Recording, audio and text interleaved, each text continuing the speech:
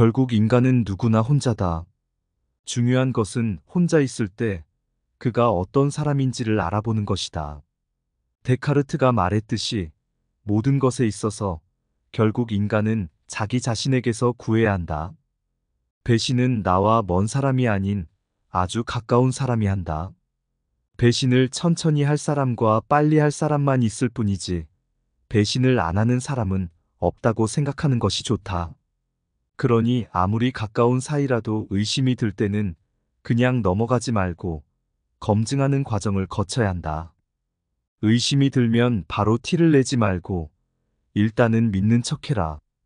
그럼 상대는 곧 더 큰 거짓말을 할 것이고 정체가 드러날 것이다. 그리고 우연히 상대의 나쁜 면을 봤다면 잊지 말고 그 사람에게 맞는 태도를 취하는 것이 현명하다. 우리는 오직 자기 자신에게만 의존해야 한다. 지혜로운 사람은 스스로 행복하고 만족스럽게 살아간다. 더 많은 것을 바라지 않고 스스로 자족하며 살아갈 때에 우리는 타인 속에서 자신을 잃지 않는다. 인간의 고민과 고통, 불안과 의지 약함의 대다수는 주로 상대방이 자신을 어떻게 생각할지 걱정하는 데서 비롯된다. 우리의 질투나 증오도 대체로 같은 뿌리에서 자란 가지들이다. 타인의 기준에 따라 살아가는 사람은 결국 그들의 노예가 되고 만다. 남의 시선을 의식하지 않고 남들이 인정해주는 것을 초월해 사는 사람만이 진정한 행복을 맛볼 수 있다. 행복을 위해서는 타인의 평가를 중요시하는 명예욕과 일종의 허영심을 버릴 필요가 있다. 인간의 행복과 불행을 가르는 것은 객관적인 현상이 아니라 우리가 그것을 어떻게 느끼고 받아들이는가에 달려 있다. 사람들이 질투의 감정에 사로잡히는 이유는 자신보다 더 나은 처지에 있는 사람을 바라보기 때문이다.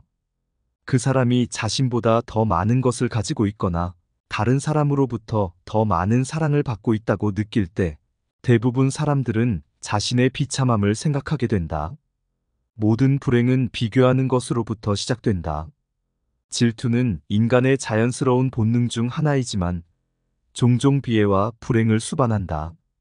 그러므로 오랜 시간 동안 우리의 행복을 가로막는 적이자 제약으로 여겨진다. 우리는 가능한 한 질투라는 본능을 우리의 성격에서 제거해야 할 필요가 있다. 자신의 소유에 만족하고 이를 즐기기 위해서는 남들과 비교하지 않아야 한다.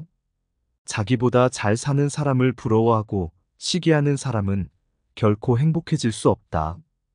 행복을 찾으려면 자기보다 더 불행한 사람을 찾아보는 것이 가장 빠른 방법이다. 이 세상에는 우리보다 더 어려운 처지에서 살고 있는 많은 사람들이 있다.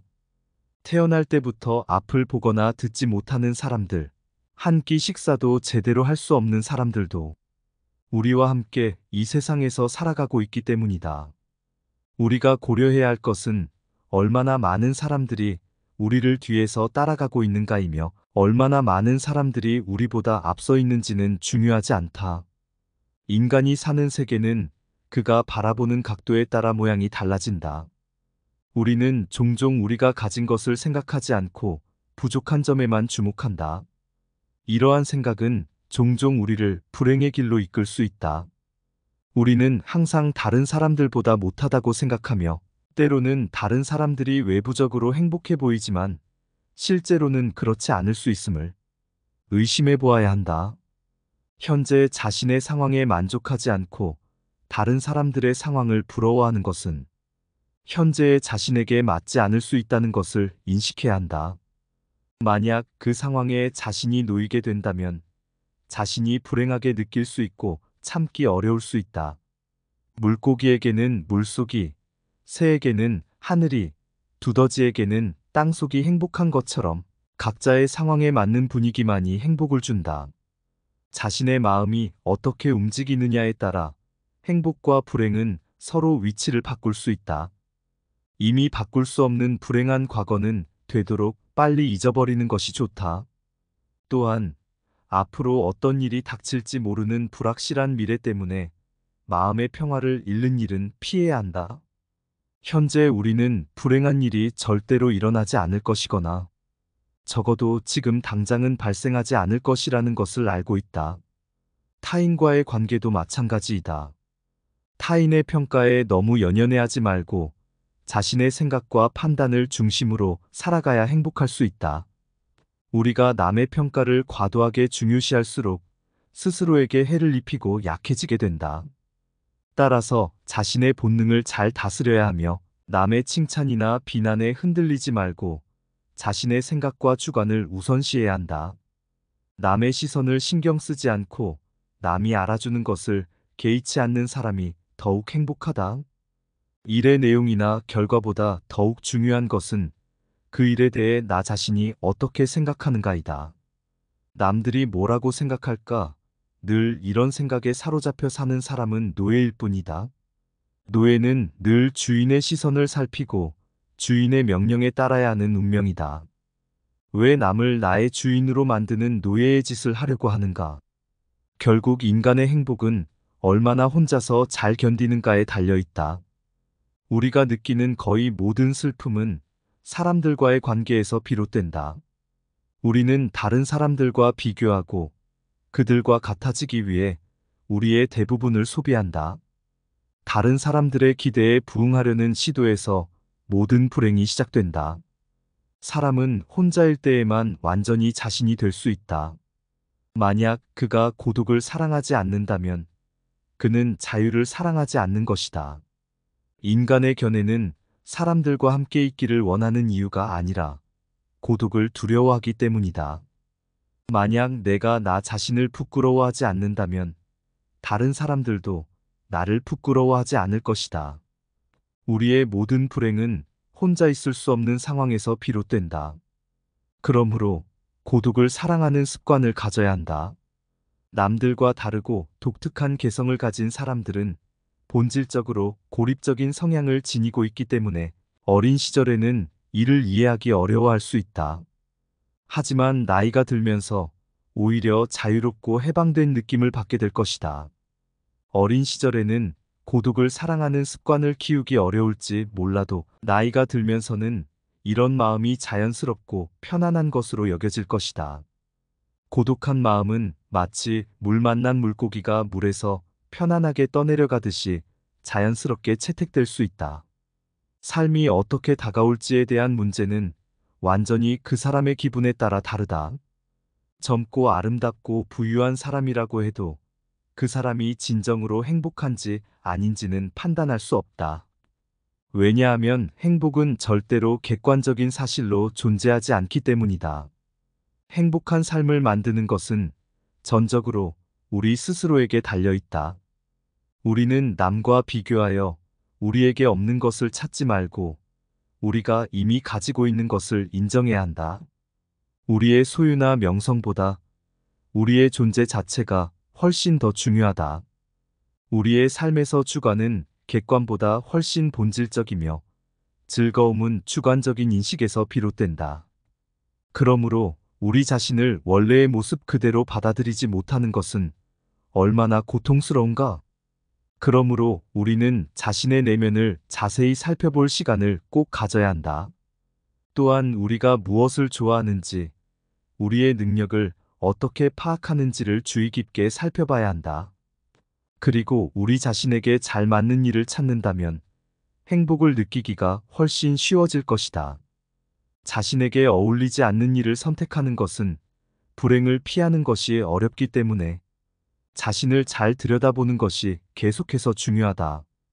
과거에 대한 후회에 사로잡혀 괴로움 속에 머무르지 마라. 세상 어디에서나 모든 것에 들러붙어서 어디든지 준비가 되어 있는 천민무리가 있다고 한다. 그들은 때로는 해충과 같은 존재일 것이다. 그들이 그렇게 하는 이유는 자신의 무료함을 벗어나기 위해서일 뿐이다. 정신적으로 충분한 온기를 가진 사람들은 굳이 그 무리에 섞일 필요가 없을 것이다. 지적으로 뛰어난 사람들은 고독한 생활로 두 가지 이점을 얻을 것이다. 첫째는 자기 자신과 함께할 수 있는 점이고, 둘째는 타인과 함께하지 않는다는 점이다.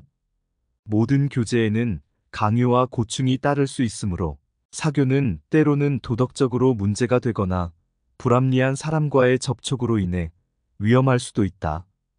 이를 감안할 때 두 번째 이점은 높이 평가받을 만한 것이다. 고립된 삶이 자유롭고 평화로운 것처럼 보일 수 있지만 현실적으로는 완벽한 해결책이 아닐 수 있다. 대부분의 사람들은 사회적 상호작용과 소통을 통해 만족을 느끼는 경향이 있다. 사회적 연결은 우리에게 지지를 제공하고 우리의 생각과 감정을 공유할 수 있는 기회를 제공한다. 또한 다양한 배경과 경험을 가진 사람들과의 교류를 통해 우리는 세계를 더 잘 이해하고 더 넓은 시야를 갖게 된다. 하지만 사교적인 활동에 종종 따르는 스트레스와 갈등을 고려할 때 고독도 필요한 것이다. 고독은 자기 발견과 내적 성장을 촉진할 수 있다. 혼자 있는 시간을 통해 우리는 자신의 가치관과 욕구를 탐색하고 내면의 목소리에 귀를 기울일 수 있다. 또한 고독은 창의성과 자기 실현을 촉진할 수 있다. 혼자 있는 시간은 우리가 주변의 영향을 받지 않고 자신만의 아이디어를 발전시킬 수 있는 시간을 제공한다. 결론적으로 사교적 활동과 고독은 모두 우리 삶에서 중요한 역할을 한다. 적절한 균형을 유지하여 우리의 필요와 욕구를 충족시키는 것이 중요하다. 혼자 있는 시간을 즐기면서도 사회적 연결을 유지하는 것이 바람직하다. 비사교적인 사람은 사교성을 갖출 필요가 없는 사람이다. 우리가 겪는 대부분의 문제는 사교성으로 인해 발생하기 때문에 사교성이 필요하지 않을 만큼 많은 것을 가지고 있다는 사실만으로도 큰 축복이다. 우리가 어려운 상황에 직면했을 때 먼저 감사할 만한 것을 찾아보고 충분히 그것에 감사해야 한다. 이렇게 하면 마음의 평온함이 찾아오고 기분이 안정되며 어려운 일도 견디기 쉬워진다. 사람들은 음식을 먹음으로써 체력을 회복하고 독서를 통해 정신을 양성한다. 그러나 사람들은 종종 다른 사람들처럼 되려는 욕구로 인해 자신의 잠재력을 상실한다. 복잡한 내용을 모두 기억하려는 욕구는 마치 모기 모든 음식을 체내에 보존하려는 것과 같다. 좌절을 겪은 사람은 자신만의 역사를 갖게 되며 인생을 통찰하는 지혜의 길로 나아간다. 지금까지 쇼펜하우어 명언이었습니다. 구독과 좋아요는 큰 힘이 됩니다.